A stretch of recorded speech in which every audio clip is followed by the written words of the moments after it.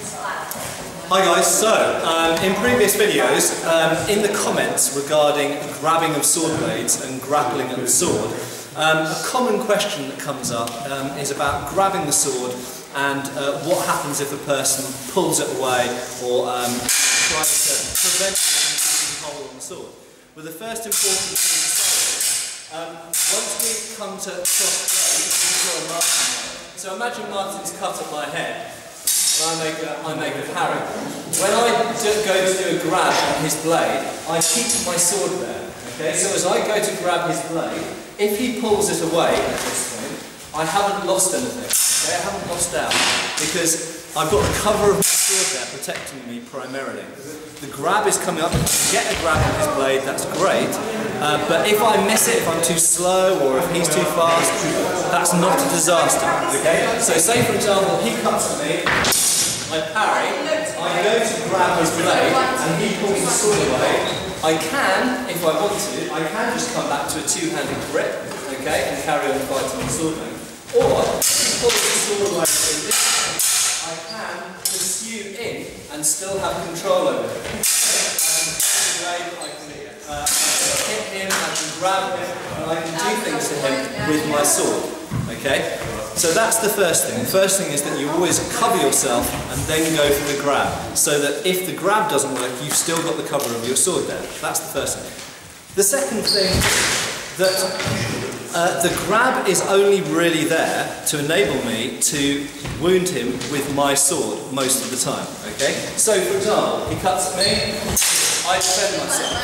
I manage to get the grab on his blade. It could be any part of his sword. Two hands and I don't got one. However, firstly, I have superior leverage to him. If he starts pulling, okay, I can actually pull his sword around. If you actually pull, he's pulling quite seriously at the moment.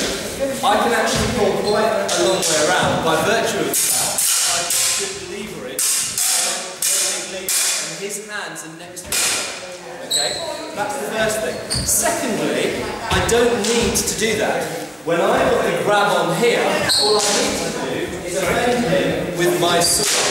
I don't have to fight it out with him, fighting for that sword. I'm not necessarily having to go for a disarm. I'm not trying to keep hold of his sword for as long as I possibly can.